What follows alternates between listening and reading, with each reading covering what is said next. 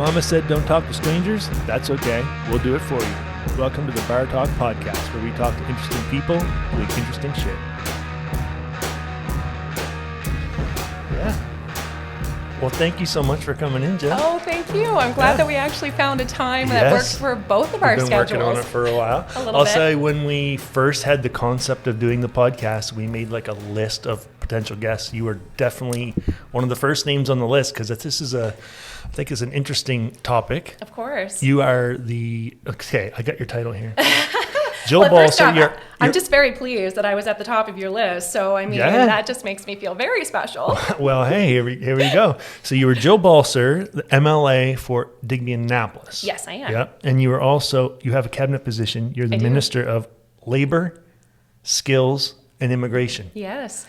That's a lot. It is a lot. You're a busy lady. I am. And actually, just to throw on another title, I recently became appointed as the minister responsible for the status of women. You weren't busy enough? Business of women, right? That's like half the population. Yeah, exactly. And it's a little office. It's a mighty team, I think, of 13 people. 13 people. But, Lucky number 13. Exactly. But Are they all ladies? Well, I would say that most of the department most of the office are women. That's wise. Right. Yeah. Good. I think it fits the portfolio quite well. Yeah. Well, I don't know if you've done many interviews, but this will be nothing like any of that. I was thinking about that on the drive up. I have to be honest, I've never been on a podcast before. Mm-hmm. Oh, cool. Well, I hadn't either till I started. Well, no, that's not true. Okay. I've been on some beer podcasts before I did this, but we just kind of jumped in, didn't we, Ben? Yeah. I mean, it's quite casual. So it's not, Yeah. It's just fun. I love talking. Oh, that's great. Bit of a chatty Cathy. So this is an opportunity. He is, Thanks, Ben. And it's fun to just bring in interesting people that are just there's some cool people doing some cool stuff around here. I love that. And I was trying to do my homework also to be ready for this and thinking that was your introduction of like just talking to interesting people. And I think that's exciting. Yeah. Interesting people doing interesting things. No. You're sensing yourself already. Someone has a position they have to protect. I get about that. I'm glad I'm not a politician. I don't have to check with anybody. Oh yeah, well, welcome. Thank you. Yeah, you did very well, right? Like the Houston government, like a pretty decisive win. Honestly, when I think back to the summer of 2021, it's almost like, what has happened? My life just honestly flipped on its head. And even just the consideration of running in the first place. Like a lot of people had said to me like, oh, if you were thinking about a career in politics. And I was just like, absolutely not. And at the time when I'm sort of thinking about, I moved back home from living in Toronto for 5 years. I traveled. I took some time to, travel the world and see other places. And then really feeling like a sense of coming back home is what I wanted to do. And no, like politics was never in my mind. But of course, my dad being a former MLA, I think kind of instilled maybe that thought at such a young age that never really came out until, the search committee for the PC Association at the time. I guess my name was thrown out there. They said, hey, can we meet with you? And I remember going to Dad and saying, like, what do I do? He said, absolutely, go and meet with them. And so I did, and I must have won them over because they all said, we want Jill. And the rest was sort of history, but it was quite the summer. And I guess I haven't seen you since your dad recently passed. Yes, right? He did. Sorry to hear that.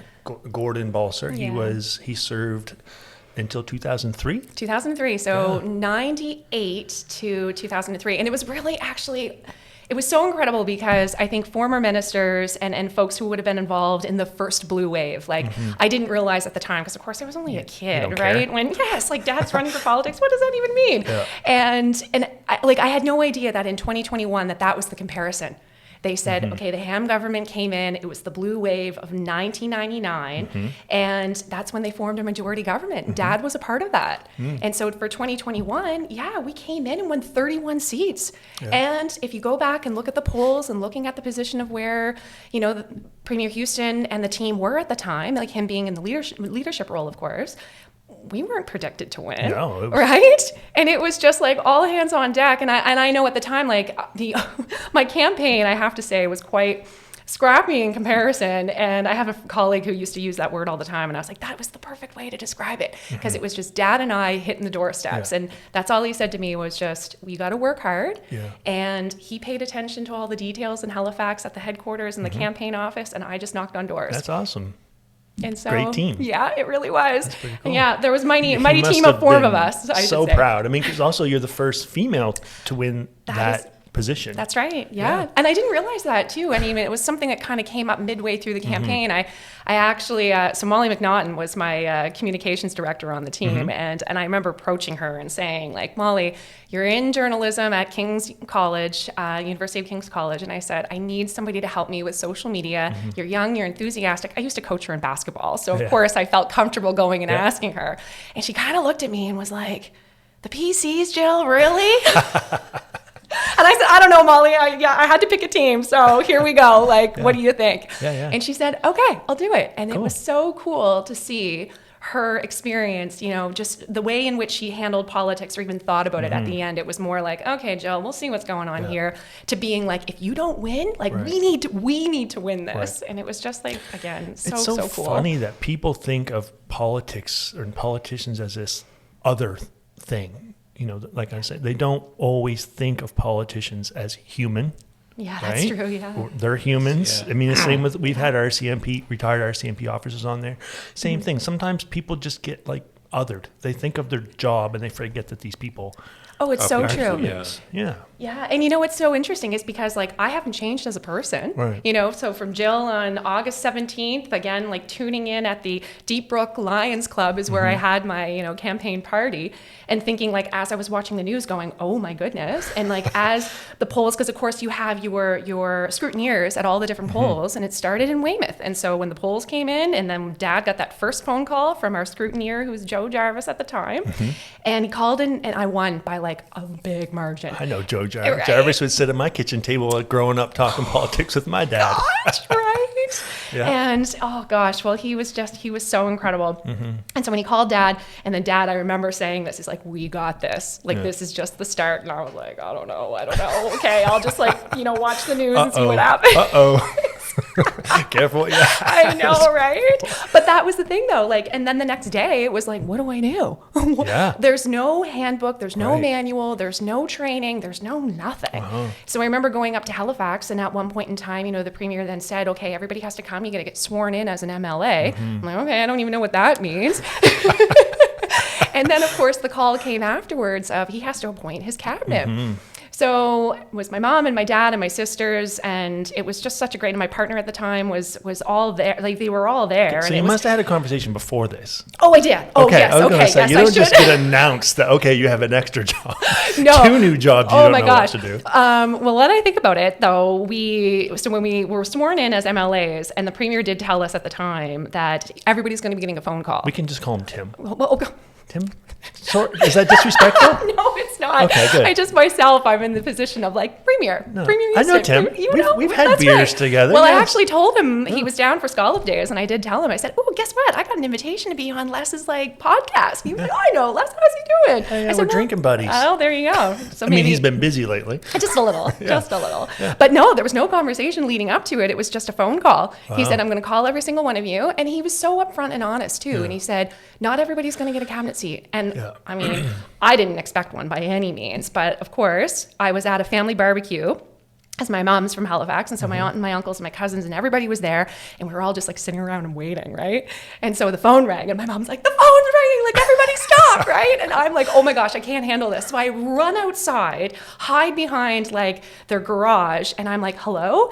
And so, of course, the premier says, "Well, congratulations. I would love for you to, you know, serve with me in cabinet." And my jaw just dropped. And he said, "So how do you think, or what do you think, Minister, Labor, Skills and Immigration?" And honestly, I didn't hear a word he said other than immigration. And I went, because that's something you're quite passionate about. It really is. It really is. And when I think back again, when I moved back home, from traveling around and all the things, I ended up working at the Y, at the Fundy Y. And I was the first settlement worker through the YMCA under a pilot program that the former government had introduced around how are we going to support rural newcomers settle in communities. And so when I was doing that work, I fell in love with it. But honestly, when I think back to that experience, where I think my passion really came for this work, working with people and finding resources, but figuring out what those gaps in services are, especially from a newcomer perspective, it was in 2015 when the Canadian government made a commitment to bring 350,000 Syrian refugees to Canada. Yeah. And the fact that some of them ended up in Digby and like the Canans are still in Digby. Because I ran into you one night trick-or-treating. Remember that? That's right. You've got these two young Syrian Muslim boys dressed as pandas taking them out trick-or-treating. And I thought that's a beautiful thing.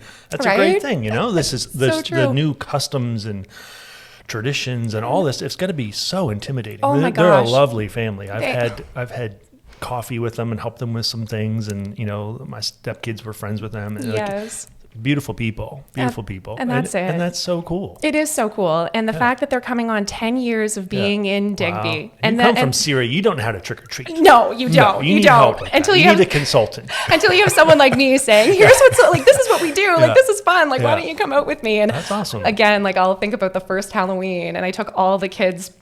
And we knocked on our first door, and I think they were sort of terrified of like what is going to happen here. And sure enough, like it was a couple. A guy was dressed in like a gorilla suit, and the woman was dressed as a witch or something like that. And he like scared the kids, and I was even terrified. And so then they all kind of went, "Oh my gosh, what happened?" And then they take the bags. I'm like, "You have to ask for the candy." So they put the candy in the bags, and then the littlest Sadala comes running out, and he goes, "That was awesome." I'll never forget it. And then, of course, it's like, what do we do next? I'm like, we go to the next house. And this is more of this stuff. And then I think about the poor parents, like Rima afterwards, when we came home with like bags of candy. And she's like, "Jill, what have you done? What have you done?" But it's those special moments. Here we got a government trying to fight diabetes, and you're helping the whole thing along. Well, saving money on we're gonna need that dental program. That's right. Did you trick or treat growing up, Ben? Because you've lived in a lot of countries. I've never done that in my life. No? But you take your daughter now. Yeah, I was going to say the first time I ever did anything like that was with my daughter in Annapolis Royal, Wow, cool. And she's going to be a minion this year? Are you on top of that costume? My wife is, yeah. Because she was Wednesday Addams last year. Good costume. Pretty cute. Yeah. Well, she had the outfit already. We just bought a little wig for her. Yeah. And she didn't like it, so she looked miserable. So it made it even better. She played the part. There you go. I mean, only at the beginning. Then she got into it, and like obviously, like she would just turn 3 at the time. So like, Oh my gosh. Like such a great age too, right? But it is such a Canadian thing when you think, this is kind of weird. Like just go up to strangers and threaten them for candy. Exactly. And then they just hand it off, and then they say, okay. And you just trust them. Right. And then you go to the next place. It's a very strange thing. It's cool though. It's like a nice kind of community. Somewhere like where I live in Annapolis, somewhere like there, it's quite nice because there's a lot of people around, and it feels quite safe, and you kind of know. To a certain extent, most people do, right? Oh, I think so too. And like, it's such a great way for community to really get behind and excited about, one night of the year. But I think that's the other thing too, is the work when you... Oh, it's not one night of the year in my place. Yeah, no? I've already bought Halloween candy twice and eaten it all. Oh, there you go. That's the thing. I start after Wharf Rat. My table's decorated. I buy candy. As soon as Dollar Store has that shit available, I'm into it. That's the danger of going a little too early. They're little candies, though. I know, right? It's all right to have a lot. I think it's okay because, like you said, they're little. Okay, right? so exactly. Exactly. You were saying one night of the year. I'm correcting you. That's okay. I have my Apple Halloween playlist going all the time, anyways. But that's awesome. I don't want to correct you. I know you're an important person. That's okay. Just all right. Just throwing it out there. That's not just one day of the year. This is like 6 weeks. It's going to be something like that. Absolutely. But yeah, it is a fun thing though, and it's very cool to help these folks like kind of climatize and learn and absolutely. And figure it out. And that was where again, like it was a brand new program. The Y in Halifax had expanded to New Glasgow. I think it might have been in 2011 or 2012. So when I moved home, it was 2014. And then that's when they said, we're going to have a pilot for 6 months of other sites. So it was a Y Reach coordinator, which was my position, in every single YMCA across the province. And so I remember it was my neighbor, Nikki Lewis, who had called me one day and said, you know, Jill, like, I know you're home. I don't know what your plan is, but this job with the Y just came up and I think you should apply for it. So I said, okay, and here's the provincial coordinator's name, number, give him a call. He's expecting to hear from you. So I remember because I was living with mom and dad at the time, you know, back from being, you know, traveling and broke and all the things. And you've been in Toronto for a while? I was in Toronto Which is a very multicultural place. Very. And I think that's actually, you know, kind of thinking about it too, that was a city where when you would meet new people, like, and sort of asking, like, where are you from? Right. And I think being from Digby, you know, born and raised here in Nova Scotia too, it's like, oh, well, I'm Canadian, I'm from Nova Scotia. But then people would question, like, yeah, but what else? And I just thought, what do you mean, what else? Right? But then when you think about an immigrant's experience, if you're first, second, third generation, but then Canadian on top of wherever, you know, or your family may have come from, like, I think that's such a beautiful thing when you can really explore your family lineage. But then to say, like, I'm Canadian and Syrian, and, you know, and I think for again, the Canans, like, when they became citizens, it was like such a special day that it was something they were working for so long, but it was just like, yeah, we are Canadian and we're Syrian and like we live in Digby and this is our home. So it's really special. It is. It's pretty cool. Yeah. And it's great. I mean, because Digby County, Nova Scotia has been a very white place up until quite recently. Yeah. Yeah. And I think going back to 2015, like when folks started to arrive, when it was a 6-month pilot that I was in this job for, right? And at the time I was like, okay, 6 months, I'm just going to go back to Toronto. It's no big deal. And so I really hit the ground running thinking, okay, I have to relearn my community. I've been away from Digby for quite some time. Like, are people going to remember who I am? Oh, it hadn't changed. No, it really hadn't. And I think that was it, is I would introduce myself and everyone would be like, yeah, you're one of Wendy and Gordon's daughters. Which one are you? The middle? And I would be like, yeah, that's me. Not the golfer? And I'd be like, no, that's not me. So it really was that connection of like, okay, you can be gone for a period of time, but when you come back home, you're always coming back home. And so again, 6 months was like, whatever. But when I would go out and tell people what I'm doing, I'm working with newcomers, I'm helping assist with their, you know, connections to community, finding jobs, like that was the premise of the job. And people would look at me and say, well, who are you going to work with, Jill? There's no immigrants here. And I'm like, okay, yeah, but when people start arriving, I'm going to be ready. And boy, has that gotten busy. Exactly. Right? Exactly. Because we had really no idea what was coming. I think COVID changed the population landscape completely in every way. I mean, pre-COVID, the Nova Scotia population wasn't even 1 million yet. No, it wasn't. And what are we at now? Like, so we're like 1.6 now. Holy shit! Yeah. Last I looked, it was really? 1.2.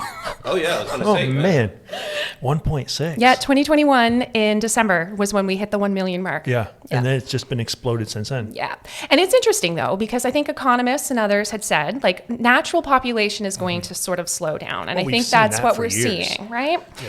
And I think the interesting thing that doesn't often get talked about when we're like looking at, of course, people can see how growth is happening when you're seeing like new folks in community, but your new places popping up or new things that are happening, or even on the other side, like the pressures and the challenges that kind of come with that too, which was why people, you know, are kind of asking further questions about housing and access to services and all of that, which is important. Oh yeah. Right. But when we can focus on the positive, it's the contributions that people are bringing. Yeah. And I think for folks like myself, if I was to think back to like growing up, like when, you know, like you said, it was very much a white community. There were a few handfuls of immigrant families who would settle, and you're kind of been here forever. Exactly. So the fact that when I was in the position, it was very much advocacy. I supported many sponsorship groups going through the process of sponsorship for refugees, and that again changed the landscape, because the conversation at the time too was also like, well, Jill, immigrants are going to come and take our jobs, or who are these individuals? And, you know, even just sort of like those derogatory comments. But I guess in some place, when you're not exposed, you may ask some questions in a different way. But when folks started to arrive, and I think more and more people were familiar with the work that I was doing with the Y, it did change that landscape. It did change that conversation, so that when I was appointed as minister, It was very much Nova Scotia's on a trajectory. Like we are growing. This is a great thing. And look how vibrant and beautiful our province is becoming. And what more can we do to attract people who want to be here? Well, I think you did a good job, Tim, if you're listening. Yeah. You picked the right gal for the job. Oh, thank you. Because it does take someone who has that compassion and passion for it, right? Like the world is a tough spot. It is. I don't think we all realize. Yeah. It's such a good point. Yeah. It is such a good point. And like, again, when you think of like little old Digby Yeah. and how vibrant it is becoming. Right. And even actually one of the things, being a part of national conversations when the war in Ukraine started. And we, again, have, as a nation, a humanitarian responsibility to support those in need. And there was a charter flight that was coming to Halifax, and the Premier and I were there when the Ukrainian nationals arrived. Yeah. And I mean, of course, it's Nova Scotia at the time. Like we said, we will be a safe haven for folks who need, you know, a place to land, however long that might be. Because folks would come and say, like, I do want to go back home. Like, that's where my family is. And So respect to that. absolutely, you know? And so it's, okay, if you need a place to stay, that's okay. Yeah. And if you need to connect to work, and it depends on how, like, again, however long you happen to be here. But then for some folks, I'm like, have contacted my office and said, we want to become permanent residents. Like now we can see how we have a future here and we want to stay. So that connection to Nova Scotia, I think once it's made and it's a positive experience, it's very strong. I think Nova Scotians are very compassionate people. I think a lot of us don't quite realize how fortunate we are, you know, with the way most of human history has been. It's been a brutal go for most people through most of human history. This kind of peace and prosperity that we enjoy and the freedoms that we have here is very rare. It's so true. And very rare for most of the world. I mean, life in Syria, Lebanon, you know, the Middle East, there's some Ukraine, there's a lot of places, right? It's tough. Yeah. Tough going. It's so true. And I think back to some of my early days with the Y and even training, because I remember my provincial coordinator at the time had brought somebody in about trauma-informed training. And even, you know, being a part of those conversations to say, like, what are those signs of trauma? Like, how are you able to support in need, like when someone sort of discloses that? And I remember thinking to myself, I know that, again, the Canans experience significant trauma. And I'm like, we as Nova Scotians are never going to know what that means, people right? here do have rough lives, not to minimize that. No. People here suffer and they struggle. That's true. But we have no concept, I don't think, of what it really is. From a refugee perspective, exactly. When you're uprooted without a choice. Which is most of the world. Yeah. I think someone said if you have about $35,000 US per year, you're like in the top 2% of the world's wealthiest people. Wow. Yeah. Yeah, that doesn't surprise and me. Not just material stuff. Yeah, it doesn't surprise me. But because this is, we are very lucky here. I mean, there's a reason I moved here, right? I mean, I'm not. And you didn't come as a refugee. I mean, you came from London, right? Oh yeah. But still, you believe this was a higher quality of a life. Oh, it absolutely is. Yeah. 100% is. I mean, London is perhaps a bad example of, unless you really like binge drinking. I don't judge, but that wasn't my thing. But we have a beautiful thing here, and we do have compassion, and we do want to share that. But at what point can we continue to share that and maintain that, right? And I think that's where a lot of people are getting at. This whole thing of immigration makes me think of a joke from Jim Gaffigan. You know Jim Gaffigan? No, I don't think I do. He's like a clean comedian. Okay. And he says, my wife and I just had a baby. And the audience cheers. He goes, it's number 5. He said, no one ever cheers for number 5. Then he says, people ask me what it's like to have 5 babies. He said, imagine you're drowning and someone tosses you a baby. Hilarious. Yeah. But that's kind of how it feels like right here in Nova Scotia right now. Like we're drowning a little bit, right? Like the housing crisis, the medical system. Like there's a lot of people that have been here their whole lives and contributed to things that are struggling. Yeah. And we want to be able to help, but at what point does that begin and end? Absolutely. You know, in a sustainable way. And I think that's what a lot of people are starting to think of now. Yeah. Right. And then we should be compassionate, and there's no place for racism or anything like that.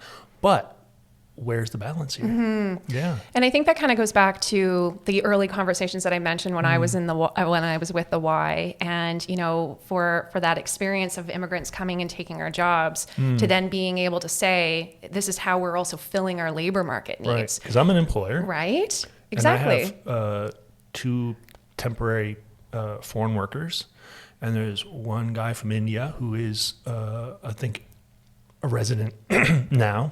Ben, one of my best friends, you know, recently immigrated here. Yep. So I see the importance of that. I mean, this company couldn't survive without those dedicated workers. Of course. Very hard workers, very good people.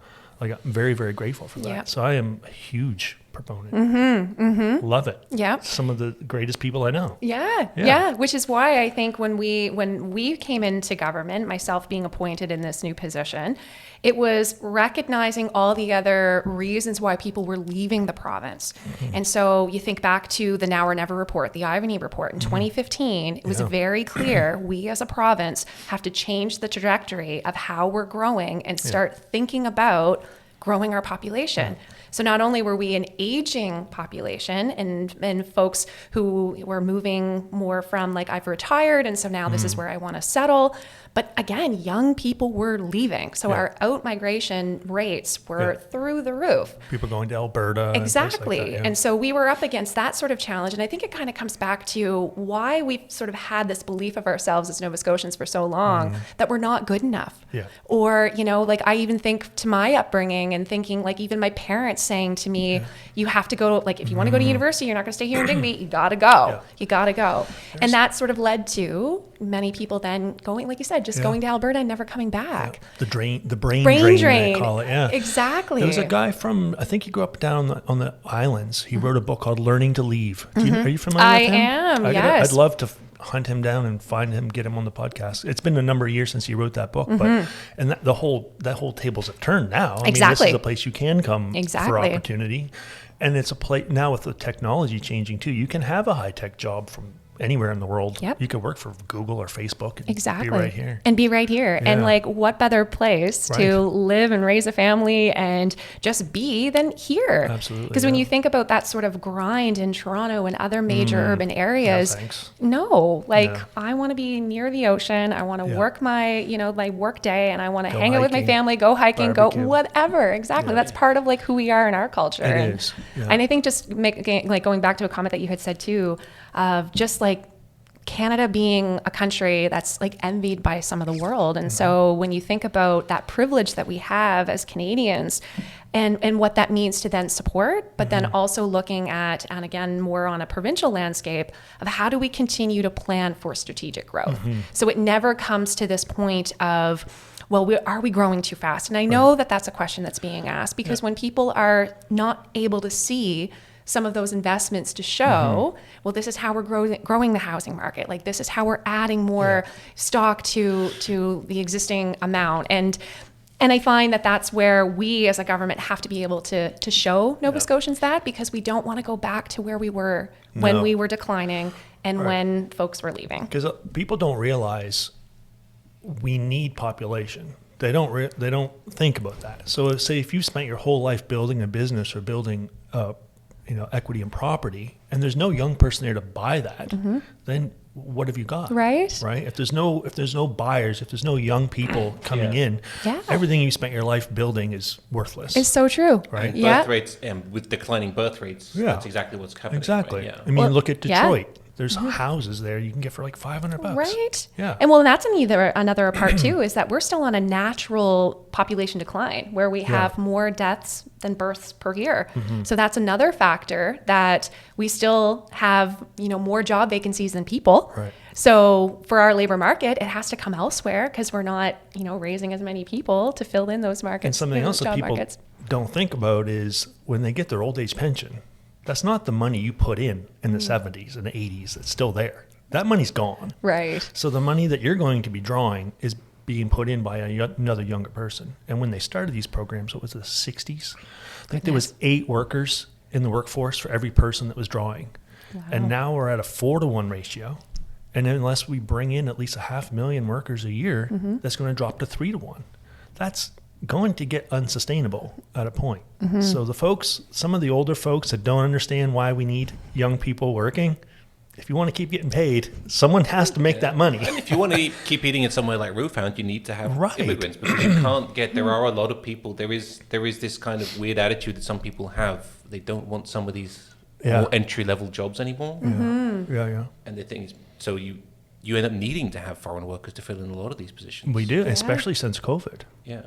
And the rebound that we're still trying to catch up, right? So, and that's the other reason why when we think about our population numbers, we had a big influx of interprovincial migration. So when we're also talking about population growth, it's you can't plan for that. No, and that's it too. Like I'm speaking from like a department perspective. The only population growth piece that we can control is how many immigrants are being processed and coming, and that's a number that is again set by the federal government. So immigration as a whole is federal jurisdiction and their responsibility. So in a way, Nova Scotia is a bit of a victim to its own success, because it's like, especially during COVID, when there was very little COVID and the housing prices were great and crime was low, all these things, people were flocking here. Exactly. People want to come here because it's a cool place. And they could see things. Came across from the pond to come here. There you go. And they brought that perspective that we took for granted for so long of like, of course we knew we were great, but we didn't brag about it. And we're not that kind of people, right? But for others to say, well, geez, like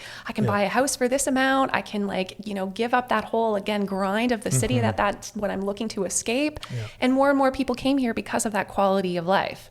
And we weren't necessarily planning for it or expecting it. And you can't stop it. You can't. Because these are Canadians that want to move around their own country, and they're free to do that. I mean, running a restaurant here, there was so many people, you'd see so many couples during COVID come in, sit down with a meal. They've got their iPads or their phones out, and they're pulling their hair out because they've put in a bid on a house over asking, and it's gone. Oh, wow. And they sold their house in Vancouver or Toronto. They're trying desperately to find a home here. They can't find anything. They don't know if they're going to live in a van. Like dozens. I saw dozens of people like that in the dining room here. And this is why people were doing that. COVID. People were buying houses without even having seen them, weren't they? Yeah. I mean, that's a shift. It is. I remember growing up, in the 90s and early 2000s, places like Clare, every second house was for sale. And the prices were nowhere, right? Like I had two sets of grandparents that sold their homes like around 1999, 2000, and they sold their homes for $15,000. Oh my goodness. $15,000 these houses sold for. You can't even get a camper now for $15,000. No, that's right? true. Like things have really gone changed. insane. It's gone insane since I moved here, definitely. Yeah, because that population thing is completely changed. Yeah, since COVID, actually. COVID's what started it. The whole thing, everyone just started to move over at the beginning of COVID. And maybe, another sort of contributor to maybe that sort of perfect storm as to how we're where we are right now, then even the federal government had to pause any type of application that was coming through. So for a period of time, you had no applications going through to process. During COVID. Yeah. So that would have been for permanent residency. That would have been for citizenship. That was work permits. All of that was paused. And so then once mandates were lifted and travel was reopened, then people who had planned to move for years were now in a position to be able to do so. And so I think that was, again, another reason why we saw such a high trajectory or such quick growth in such a short period of time. And I'm sure Nova Scotians are very proud that people admire this place and are proud to share it, and happy when people leave the rat races of the cities and come here and join the community. But at the same time, it's like, what are we going to do? I know. Oh my gosh. Maybe we should start rumors about how horrible it is here. The streets just paved in shit. It's awful. No. The government's corrupt. Like, don't come here. It's not good. There's no sun ever. There's no lakes here at all. Nothing. No. Oh my goodness. Ducks pee in the lakes here. Right. You don't want you can't swim in anything. No. The water's too rough. So everything's awful. Oh gosh. It's an interesting conundrum you guys have. Yeah. But it's so funny because I can even just hear my dad's voice in my head. And I mean, I do all the time now. But my constituency office, of course, where, as you know, is going in and out of Conway. And it's right there, like the only one way in and one way out. Yeah. And he would growl about the traffic and would say, Jim Houston wants to grow the population. And then he said, I can't even get out of the parking lot. And I'm like, Dad, that's my mandate. Like, please stop. Like, we're doing it strategically. We've got a plan. Don't worry. But I think that's it. When you have that sort of like, holy smokes, like, look what has happened in such a short period of time. But I also think, and this is sort of my approach to the job that I'm in now, is really trying to focus on the what can we do, how can we do it well, and what is that plan that we want for the province in not just the immediate, because of course it's like, what can we do right now, but how do we set ourselves up for sustainable growth, and how does that fall into other government departments. And I, again, with labor skills and immigration, like, we're the Department of People. So we're also thinking about, okay, well, we need to add more housing to the housing stock. Well, how are we going to do that? We also need to make sure that young people who want a career in the skilled trades have the supports to be successful. Or if they're going in and dropping out, like looking at NSCC's dropout rates, looking at apprenticeship completion rates. So there's so many little other things that contribute to it. Right. So do you think that your job description might be too big? Oh gosh. Well, when you think that there's no manual, no job description. Because 10 years ago, I'm sure the immigration issue was not nearly as big of a job description. No, and actually, I think it was the former government that created the Office of Immigration. Okay. Yeah. So you have labor, skills, and immigration all together. I mean, it is all linked. I mean, it is all linked. It absolutely is. Yeah. And I think that was what was really neat, because of course every government that's coming in has a transition team. Right. And so who was part of Premier Houston's team who suggested, well, let's create a new department. Because it was labor and advanced education under the former government, but bringing immigration into the department means there were more resources. It means we had access to more staff. But the staff would probably help, right? Yeah. And then it links to labor market needs. So not only are we looking at growing the population in a strategic way, it's also how are we supporting Nova Scotians who are here, who want to reskill, or coming back to the workforce who might have been gone for a period of time, or even just some of the community learning organizations that provide, well, I didn't actually finish my high school, so how do I go back so I can set myself up for success? So we do all of those things. It seems like we're a little, with our democratic system, we're a little bit short-sighted on our planning, it seems sometimes. You know, like countries like China, the government's been there for thousands of years and they have long-term plans. How did we drop the ball so much? Like when we went to school, I don't know how old you are. I'm not going to ask, but I'm assuming you're somewhere in my... I'm still under 40. Okay. So, but when we were probably growing up in school, they said you have to get a degree, you have to get education to become anywhere, go anywhere, do anything. And that seemed to have completely shifted. And how come people didn't see that coming? That's a great question. You know what I mean? Why did they try to get us all take on student loans and get a degree? And now we're like, oh shit, we don't have plumbers. Like, didn't anybody know this? Yeah. Or like to see the trend of thinking, okay, if we send everybody off to university, and, you know, if you speak to young people, and I think, like, again, well, Rima's oldest son is thinking about a job in the skilled trades. And so he said, well, money. Jill, you're a millennial and we're Gen Z, and our mentality towards, like, you going to school for 4 years or even longer, it's like, why would you take that amount of time? He's like, I want to do something in a year, 2 years maximum, and I want to make money. And make, exactly. And get it costs out less. Exactly. Yeah. So I think there's a bit of a generational shift. And how it's interesting, because I've been thinking a lot about this in terms of, you know, like when a government comes in, it's just like any new job. You have to have time to learn. You have to have time to kind of figure your footing out. And then by the time that you've got that done, like for myself, I haven't really felt solid and comfortable in what I'm doing until, you know, the halfway mark to say, okay, I'm doing this for a few years now.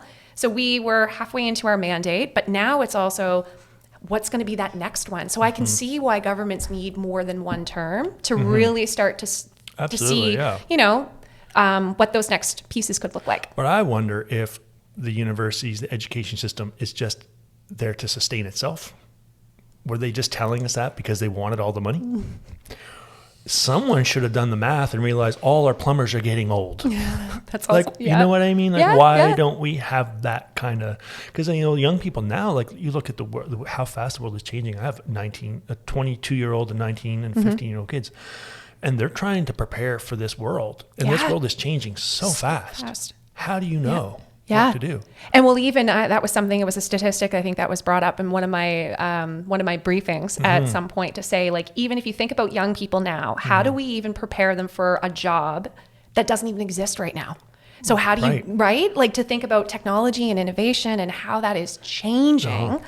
But it's just like how much that's going to change in the next period of time, of like, how do we support this generation to build the skills that they need for something that we're not even ready? Like, we were blindsided again, because years ago growing up, we thought the future would have robotics and all the manual jobs would be gone. Well, boom. Now you've got artificial intelligence that's doing like writing and articles and legal assistance. And they said a few years ago, learn to code. Now that job's taken by AI. Like all the creative stuff is basically going to, we're stuck doing all the manual jobs. Well, you think, but then I thought, well, we'll still need roofers. But then I saw a robot on YouTube the other day that shingles roofs. Oh my goodness. Yeah. And if you're an employer and your people are unreliable or get hurt or whatever, and you can hire a robot to shingle a roof, can't blame the guy. Yeah, that's true. The robot shows up, it does its job. So what and is health and safety as well, it's probably safer. What is in going? some ways. What is going to happen? I mean, imagine this is something that's on that you're thinking about regularly, right? Yeah. Like, as a parent, how do I recommend to my kids to go? Right. Yeah. And I think, so putting my community development experience now, thinking about, so after leaving the Y and moving into an organization called Inspiring Communities, starting to look at problem solving from a community level. So if you have a complex issue in front of you, how do you champion community to come together to figure out what that solution is? And so when I think about how I apply that to what I'm doing now, government is so like, and this is something that people criticize all the time. It's like reactionary. How come you can't be forward thinking? Right. In some ways, it's like we're dealing with the needs in the immediate right now. Yeah. So as a business owner, I get that. Right. And so sometimes it's like maybe governments aren't really in a position to mobilize that forward thinking of 10, 20 years down the road. But we have to be a part of those discussions. Because we're abandoning the children that are going up into the system that we don't know what it's going to be yet. Right. Because when I was growing up, I just had to compete against my other classmates, you know what I mean? And we're all young idiots. We're all stupid young kids. So you think, compete with these guys. Now a kid has to compete with roof shingling robots that you can't win. Yeah. You have to compete with artificial intelligence that you can't beat that. And you have to compete with very ambitious new Canadians. Yeah. Yeah. Young kids now have a lot of competition. So and I true. think I see a lot of young people kind of checking out. A lot of young men, especially, they're not participating in dating. They're not participating in education. They're not participating in the workforce. They're just kind of checked out. Wow. Living in their parents' basements playing video games. Right. I think it's like 30-some% of young men aren't even dating because the young women are beating them in education and beating them in the workforce. And I think that's going to be a very dangerous thing for our society if a third of our young people are just checking out, saying, I can't compete. Right. I'll never own a home. I'll never be able to find a mate. Yeah. This is a very alarming thing. I mean, there's lots of stats and podcasts and books being written about this right now. Yeah. We have some challenging times. Oh goodness. And this is when I can feel the weight and the heaviness of the job. So what are you going to do with this, Jill? I know, right? Oh my gosh. I'm sure you have so many things on your mind all the time that have to be done today. Yeah. But we also have these 5, 10, 20 It's so year true. out things that we need to think about as well. And so kind of back to what I was sharing about community development, it's like even thinking, how do you move yourself? Like, and I experience this every single day, it seems, from the system level to the individual level. And often like the conversations that we're having have to take place at a system level. But if you're stuck in the individual, like this person is experienced, like let's just say healthcare as an example. This individual's experience looked like this, but it's a system problem that we have to solve.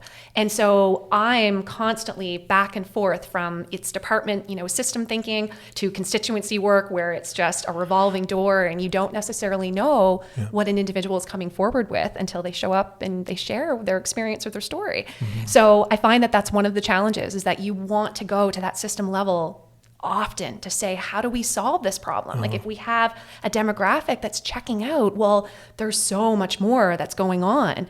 And it's mental health, and then it's like the connections in community, and then you also think self-esteem and all those other pieces.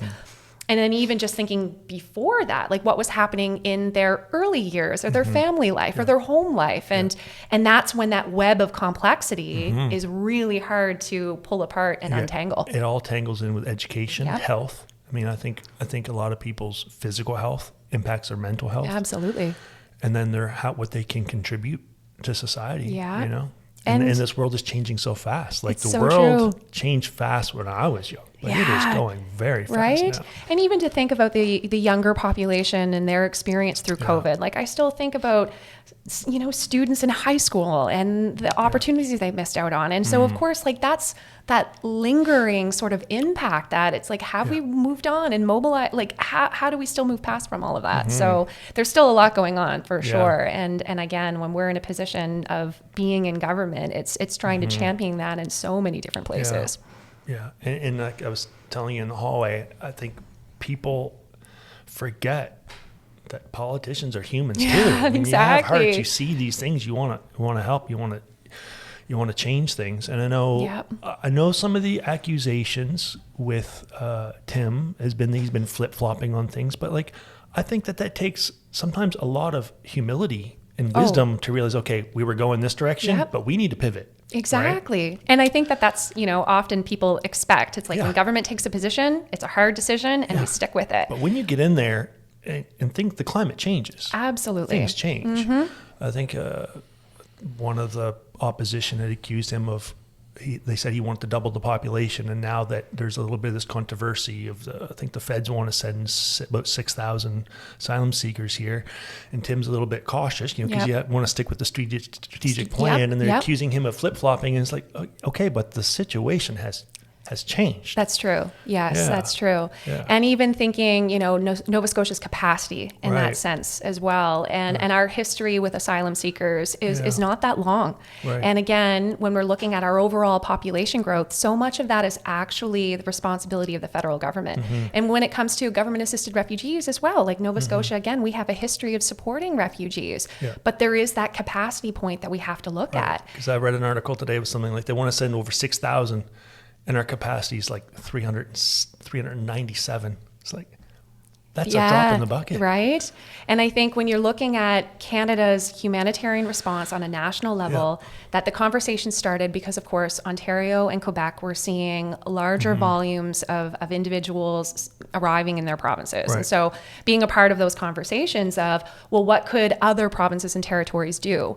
And when we look at our capacity, it's like, yes, Nova Scotia is a welcoming province. Yes, we're going to help when we can, but we have to look at the existing infrastructure. But then also recognizing that, you know, Canada doesn't necessarily have a system in place that every time there's a global conflict or crisis, we know exactly how to mobilize and support that. And we have lots of space. We have lots of resources. But you can't just throw people in with no plan. Absolutely. No so housing. We have people living in tents already. We have people living in campers.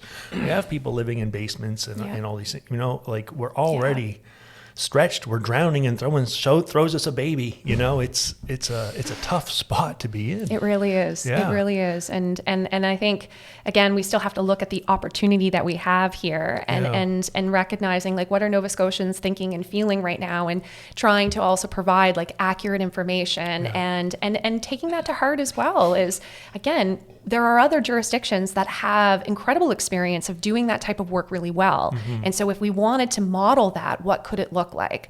But again, it's making sure that we have that infrastructure and that support and a little in place. Heads up. And that too, right? So Can you lay out what, in a brief way that everyone can understand a bit of the strategic plan for immigration? Of course.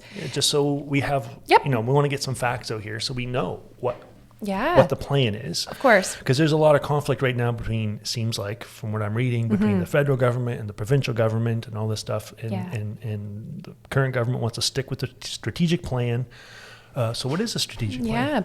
So I'd say for Nova Scotia as a province, we have to continue to look at economic immigration, and that is the part that we can control. And again, going back to our relationship with the federal government, we always want to be a good partner. And when they set those allocations, we know exactly how many applications we can process.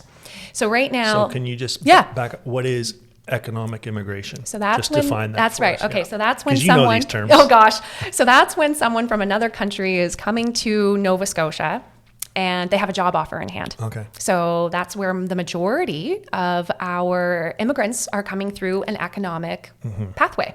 So in the province, we have two: the provincial nominee program and the Atlantic immigration program. Okay. So an applicant puts their application through to the province.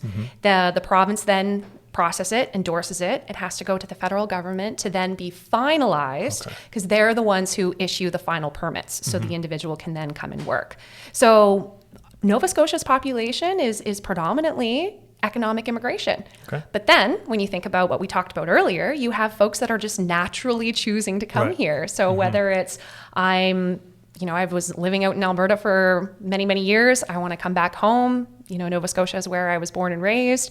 That's happening. We see more people who are retiring and moving. Like that again is happening. So the interprovincial migration is also a part of our plan. Right. But we don't necessarily control that. Right. And nor does the federal government. So We're throwing a cool party and everybody right, wants to and come. everybody wants to be here. So that's great. Yeah. And then of course the other big component that we're really shifting our attention to is retention. So when folks are actually choosing to come to our province, how long are they staying for? And when you look at Nova Scotia's retention rate, we're at about 71% for the first year. And then after 5 years, it actually increases. So then you get to about 70. Right. Yeah, that's exactly it. Once you become climatized. Yeah. So then after 5 years, it's 75%, but people are still leaving. And so the big push from the federal government right now is how do we support those who are coming on a temporary pathway to a permanent pathway? Okay. So are we talking about immigration?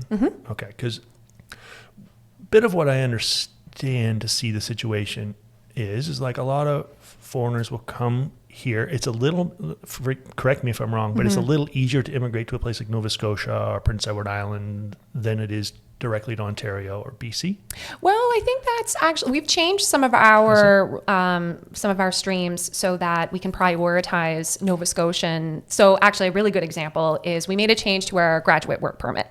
So folks who have come to a Nova Scotia post-secondary institution are now prioritized that if they want to then stay, get a work permit, and then move into a permanent pathway, they are now the priority. Because before, Nova Scotia could have been considered one of those, like a province a little easier, exactly. So if you're trying to get out of a bad situation, sometimes it's easier to get in Nova Scotia. Right. Nova Scotia may not necessarily be where you want to be. That's right. Right. So then if maybe it is, you do want to get to Ontario or British Columbia, places or like if you that. Some of study these larger cities where you can find people like yourself and enjoy that culture. Absolutely. That was definitely the case when I moved here. Yeah. To be honest, I mean, we were told anyway. I mean, we wanted to move here anyway, but we were told there was a large percentage of people who would move here or with a job offer or whatever, stay like the minimum 2 years and then fuck off to out west, basically. Right. So that's where our retention plan is so important, that we want to make sure that if folks are coming to Nova Scotia through a Nova Scotia program, that Nova Scotia is the place that they want to be. So another avenue is the federal government has an express entry. So people can put an application forward and you can do a call to say, okay, well, if you are an ECE or perhaps it might be a physician or a nurse practitioner or a very specific... Yeah, don't let them go. Right. Keep them. So then if you have an express entry application in and there's a call from the province, we can then make sure that we try to prioritize some of those applicants. But the important thing is how do we differentiate if they choose Nova Scotia as their home destination or final destination versus other provinces. And so for some folks, they may not have that decision, or that decision may not have been made yet. And I think that's where it can become sort of a challenge sometimes when we want to make sure we're not only attracting folks that we need, but of course, folks who want to stay. Yeah. And I think that's sort of the balance that we always have to be at, right? Yeah, because we really do need healthcare professionals. I think that's some of the things I've seen that Tim has discussed. Like that's top priority. We're trying to find people to immigrate to Nova Scotia that have these skills. Exactly. And I think when it goes back to our population growth plan is we have to be nimble, because when there is a change in the labor market, we have to be able to respond. Right. And I think that that's the other thing that I don't want Nova Scotians to lose sight of the fact that We're growing the system, we're improving healthcare, and we also need people to do that. Yeah. So where are folks going to come from? Well, it might be one of those economic immigration streams that they have a job in a hospital or a long-term care facility or a school or on a construction site. So those are the individuals that we're prioritizing right now. And again, if it's folks that are coming home back to Nova Scotia, then there is a plan in place to support them. So staying. roughly, like we've experienced more than 500,000 explosion in population in 5 years. What would it be, like 700,000 people? Yeah. That's a lot. Yeah. I'm trying to think of what the population would have been. I think it was just under 1 million. It was like 900 and some thousand for the longest time. So when we tipped over, that's right, to the million, because I think so on 900 and then add 7, that's a big jump. It is. Holy smokes. And we still have space to grow, but absolutely there are some challenges with population congratulations growth. for us not all living in tents. I'll just say that. Where, I mean, do we know roughly where in the province? Are they all centered around like the HRM? Well, Halifax are building how many towers Of course. Halifax, it's the fastest growing, but every region of the province is seeing growth. Yeah. Every region. Yeah, because they're full. Yeah. Oh, fair enough. Yeah. But just so people have a reference, I mean, I think sometimes folks blame immigration for this explosion of growth. And it is good to remember that probably a vast majority of these folks that are moving to Nova Scotia are already Canadians. So what, just off the top of your head, you probably don't have the math on you, but what would be the percentage out of that 700,000 people that's come here in 5 or 6 years, how many would be immigrants?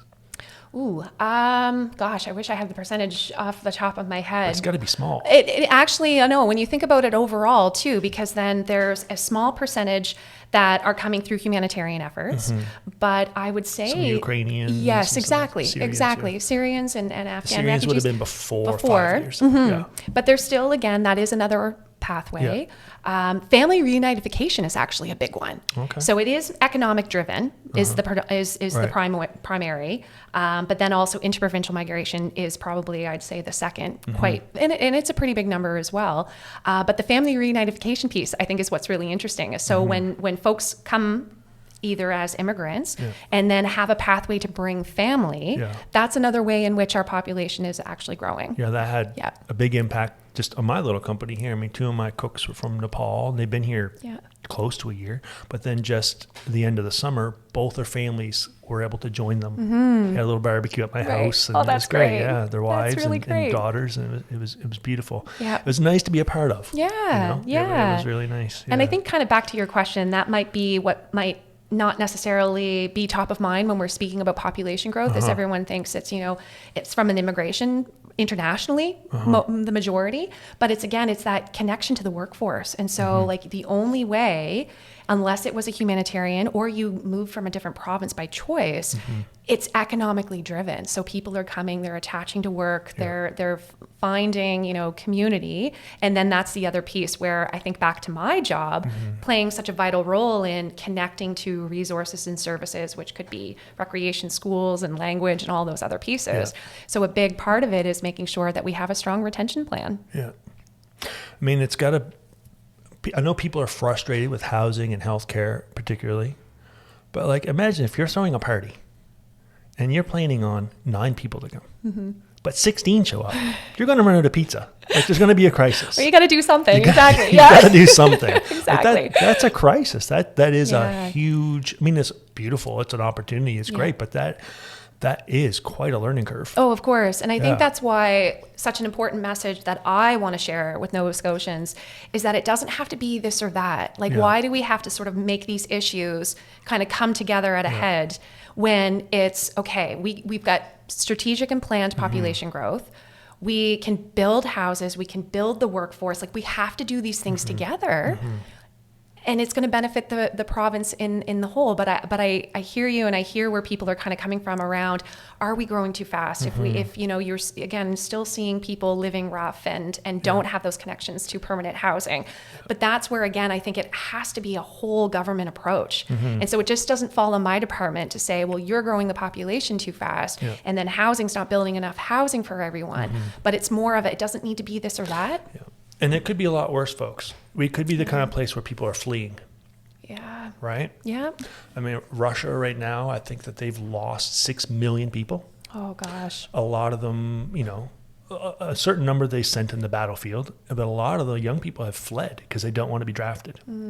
Right? Yeah. You see China with their one-child policy, their whole population is inverted now. Yeah. They're going to have a huge crisis because they don't have enough younger people coming up. Yep. You know, and a lot of them are males. So their opportunity to find mates and make babies and all this, like they're in a crisis in the next 10 years or so with population. Yeah, of course. You see a lot of places where people are fleeing and leaving. And we live in a place where people are coming. It's beautiful. It's great. We just need to do it responsibly. Yeah, of course. And I think that's a good word, is we have a responsibility. Right. And it's to support and protect Nova Scotians.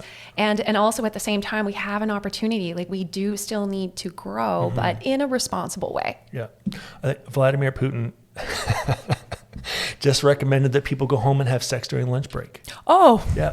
And this isn't conspiracy. This is, I think, real, because they are facing a crisis for people. And I know Ukraine now, they have not sent their 19 to 24-year-old men into battle because they need people to rebuild the population after this war. Yeah. Well, even just thinking of, like, again, Nova Scotia supporting Ukrainian nationals. Yeah. And I had the opportunity to meet with the ambassador of Ukraine.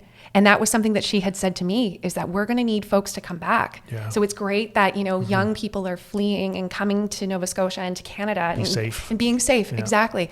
But we're going to need them. And it hit me so hard because I didn't realize it at the moment to go, well, of course, like your country is going to need people to rebuild. And again, just even speaking to some of the folks who were settling at the Annapolis Basin Conference Center down in Cornwallis Park, where I live. And they say, like, my heart is still in Ukraine and I will eventually go, but not until it's safe. Right. Yeah. And people, you know, talk about the huge population. This is probably the highest population we've ever had in the world, 8 billion people.